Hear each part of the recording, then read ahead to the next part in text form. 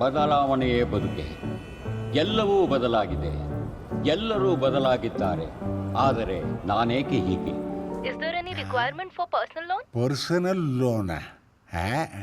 Personal care ಬೇಕಿತ್ತಮ್ಮ. ಕಾಯದೆ ಹೋದೆಯ ಕಾಲವೇ ಜಿಂದಗಿ